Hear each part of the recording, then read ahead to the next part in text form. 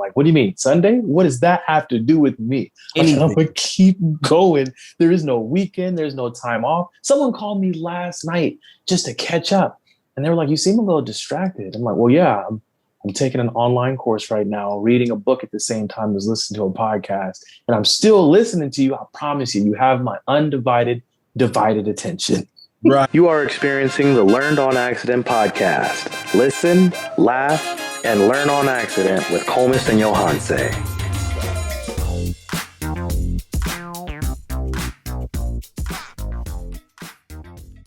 Man, what's up, guys? Welcome to another episode of Learned on Accident. I am one of your hosts today, Kakarot, aka Kolmus. Some of you may know me as Rome Nose. And we have the illustrious bald bandit, Johanse, rhymes with Beyonce, but starts with the Y, Y-A Salmon Moo. Majin Buu. They never get old, man. The intros never get old. Hey, everybody. So today, again, on this entrepreneurship journey, Coleman, let me share with you. I got to update you with some of the stuff going on with me, the business, and just some really cool stuff that's happened and some stuff that's like, okay, I guess my problems aren't that big.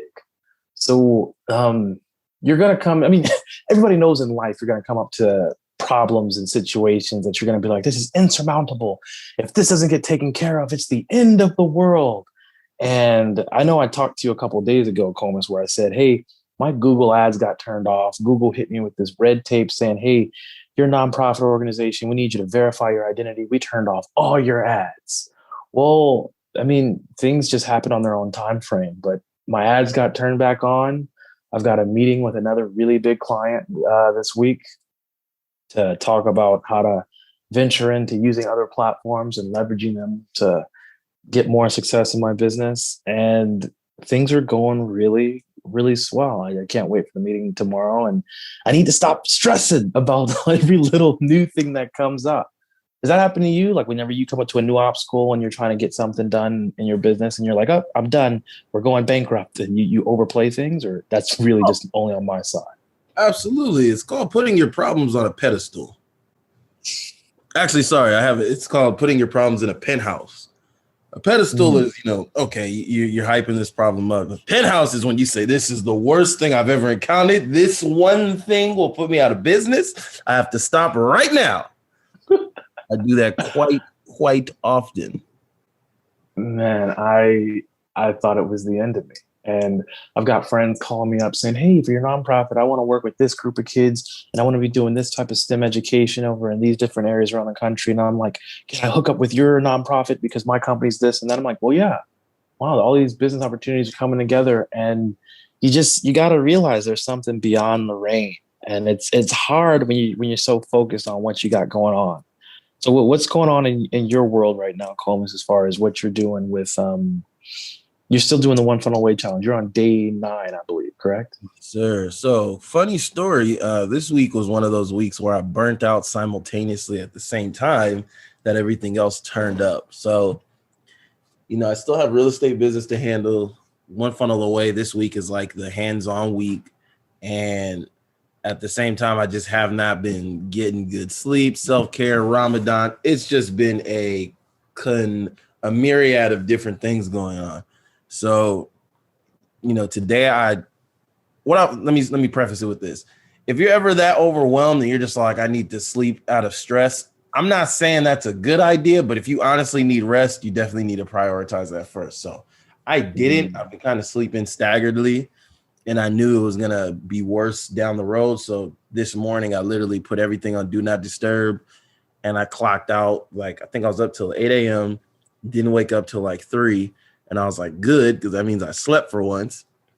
But at the same time, I'm trying to get started. I'm just like, dog, I'm getting my day started at 4 o'clock. That's not a good look, So I'm only stressed out now because it's like there's other leisure things I want to do to kind of fully decompress, but I can't afford to right now because the work piling up is crazy. Plus next week I have to go visit this guy in Florida. So I'm like, I know that time period I can use as a crunch, but at the same time, I just don't want this gorilla of workload on my back. So it's interesting being an entrepreneur. When you're swamped at work, I feel like it's different because you let go at the end of the day. You know, when you work for yeah, someone else, it's like, okay, I clocked in. It's 5 o'clock. I'm done. I'll see you guys later. I'll see you on Monday.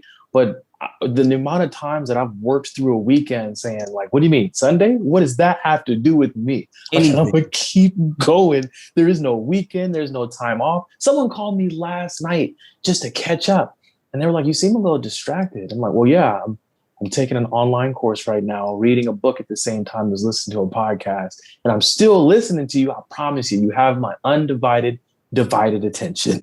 Right.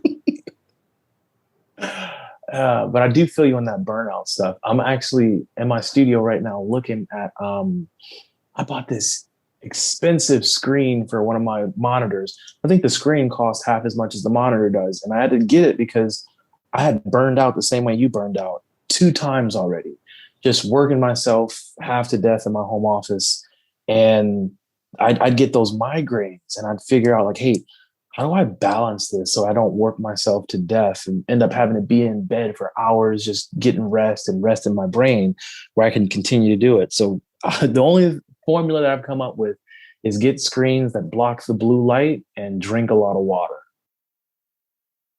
So here's the thing. Normally, like without Ramadan in effect, I could probably fade this way easier because it's like, all right, I can decompress at different times of the day by just going out, doing something, coming back, you know?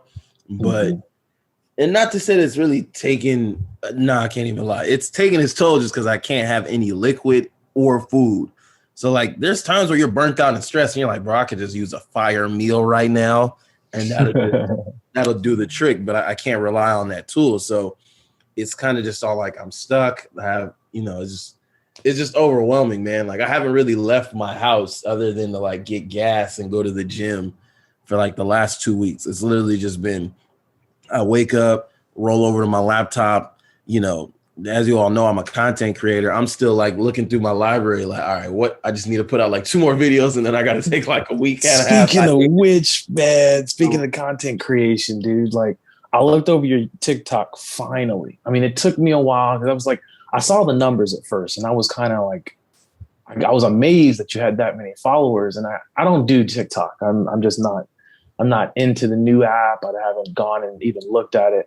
But I took a look at your profile and dude, I saw one video and I like looked on one video. I looked through it and it was good. And I was like, I wonder how many views he's getting on this. And your other videos had good views, but I was like, I bet you this is like eclipsing the rest. And you had like 1 million views on this one video series you have called like Being Black at Hogwarts. Yes, And sir. I was so even just read the title, I'm like Being Black at Hogwarts. That's gonna be hilarious. How does Coleman spin it? So I mean, if you want to check out some really good content, my boy Kolmus really is killing over there on the TikTok. And we're trying to push all that, all the social media stuff, everything that we're doing into being able to deliver more content and build our businesses with it. So it's more so just putting your personality out there. And he's doing a much better job at it than I am, which is because I'm still trying to tailor myself and be this correct person. Because here I am, you know, retired Air Force pilot, and I still feel that level of prestige that I'm supposed to put on every time that you see me or have any of my content. But then I've had folks who read my entire memoir and they come back saying, dude, there's levels to your personality and who you let everybody know who you are. I'm like, well, yeah, I wish I could just show everybody that full thing the way Coleman is and be okay with it. Be ready to show people like I exist in different worlds and my personality has multiple colors to it. And yeah, exactly. So here's the thing. I'll give y'all some backstory. One of the best things that happened to me so far with this content creation was the whole Being Black at Work series, because it was just like, all right, the range I can get from that just gives me a lot more creative expression. It was actually the first thing I did to kind of stretch my arms as far as range. What happened was I was doing it, and everybody knows like that's like a bulk of my videos. I was just like one day, yo, this applies to other templates of stuff that I'm a nerd about. So I did one and it kind of just went crazy. And I was all like, yeah, I got to hit on that more. So another thing is like when I do drops of content, I'll usually do it like, okay, if something's really hitting, then I'll do a mass bulk of something that's hitting. Or if it's just like I'm in a mood where I want to try something out, like my last 2 drops before the Hogwarts stuff, I was really just doing like old characters I had, plus some other one-off ideas I wanted to do, just so people could see like, oh, this dude has range. So with the Hogwarts thing, that like the demand for that was astronomical. First, you know what I'm saying? First off, like people love my one where I do you're trying to buy a car while being black. And then they like the one where you're trying to apply for a loan. So I was like, all right, cool. I can kind of still play on that. But the Hogwarts ones, like you said, just eclipsed. And I was like, holy hell. You know, like, all right, we got something here. So the only You got to give the people what they want, man. You got to give them what they ask for. 100%. And the thing is, so right now, I just, because of One Funnel Away and everything, I just haven't been that dialed in when I do my skits. Like, so there's days where I'll wake up and I'll be like, nah, I'm about to record some heat, and I'll do like 7 or 8. Like that last Hogwarts drop after the couples that boomed, I really had to like, that was work. It wasn't really that much fun because I had to really force the creativity out of my brain. And what I figured out about myself early on was like, all right, if I drop 7 videos, 2 or 3 of those are going to do big numbers. That's kind of like my ratio right now, you know? So like in my brain, I'm always like, yo, you got to just hit a certain number. And I'm still learning myself, learning how to hit my mark more accurately. But, you know, that's just the general formula. So this last one, I think only did 4 videos. And with that, it's like a 50-50 shot on one of them going to do numbers. You know what I'm saying? And which is exactly what happened. One of the best ones from the last 4 I did was about 300,000 views. So I'm like, all right, cool. I got to do about 7 more videos to find my next one. And the thing with the Harry Potter series is I have to marinate on it more. I might have to watch a couple just to get some ideas back. Cause I could easily just do, you know, I don't want to give out all my secrets, but whatever, you guys are listening. I could easily just run through scene by scene, and there's some other stuff I want to put twists on. It's just, I think at this point, I have to actually write down the skeleton bones of the skit so I can just fire them off. Oh, you've been going off the cuff then. Like you literally been sitting down and just boom. Yeah. I'll literally pull out my camera. I'll go on my draft, see an idea someone posted or that I had, and I'll expound on it. So if somebody says do something like this, then I can expound the whole skit on that. And I'll work it into more.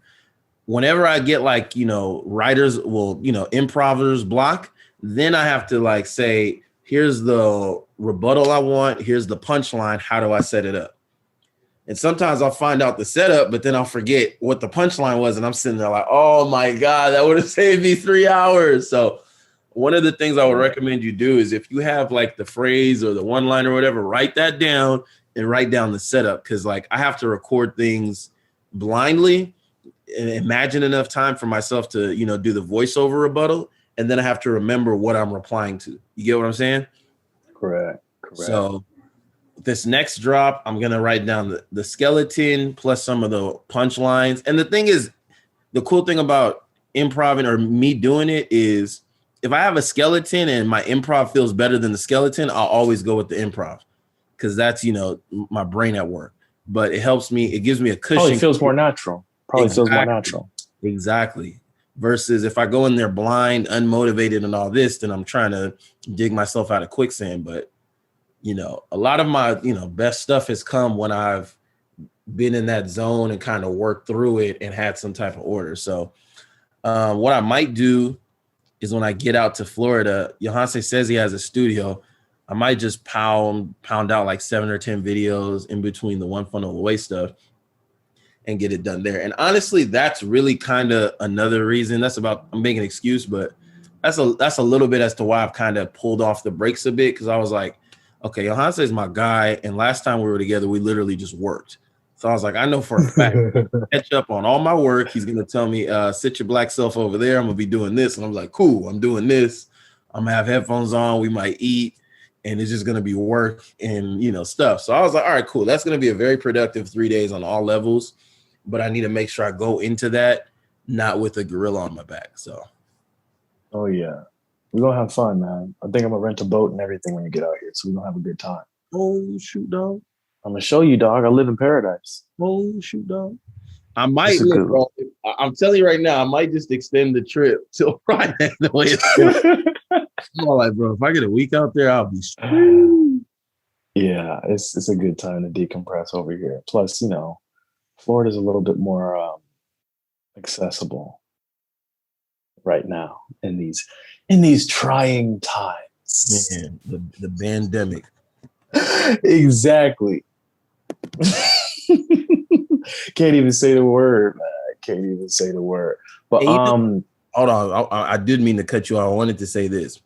One of the craziest things about being an entrepreneur is that you have to address burnout faster than you would when you work a regular job. And what I mean by that is when you're burnt out at a regular job, you just keep going because you can kind of just go through the motions. You know what I'm saying? Like you technically need to have a body there, all that. And then you're trying to save up for that vacation, maybe at the end of the year. But as an entrepreneur, I feel like the burnout is hilariously worse because it's all like, just like you said, the weekend doesn't matter when you're fully dived in. So it just gets to a point where you're literally drowning. Like you're like, I have so much to do. There's no energy. Is there something wrong with me? Am I working hard enough? All this doubt and all this other stuff creeps in. And what I'm learning is you got to take 10 times more mental health care of yourself than you do normally. So like me, I'm learning like, yo, every 3 or 4 weeks, I gotta do like a 3-day nothing. And I'm working out of the thing of feeling guilty about it. Cause it's like, you're just like, nah, when I was in school, we worked, through the semester till summer and then through the thing till winter. And it's like, bro, that's cause it's industrialized training. You're just a factory worker, Correct. So it's different when it's your own self, and you got to take better care of yourself in your business. You are human. Never forget that, even if your passion is driving you to work 24 or 48-hour days. 100%.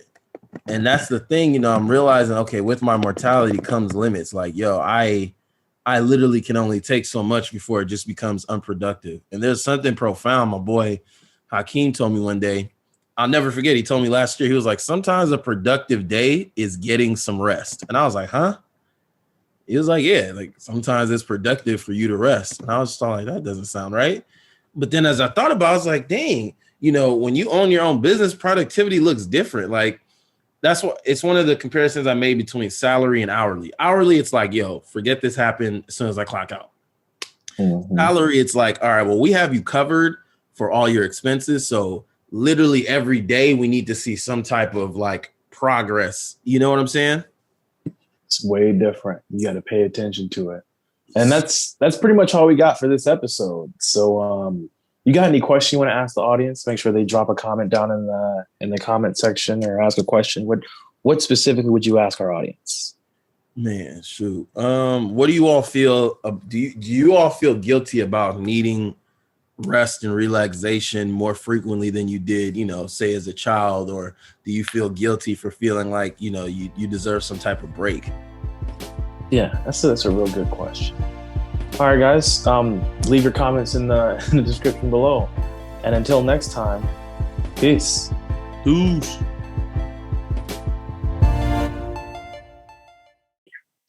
Yes, I can hear you, Baldwin. Oh, Baldwin. All right. Let me get in the studios. Let me make sure I tell Hunter, I'm starting a podcast, Hunter. Okay. I have told Hunter that I am doing a 10, 15-minute call with your boy. And this is going to be feeling natural to the mofo. You know why? Because your boy needs to tell you some things anyway. So it's literally just a phone call, son.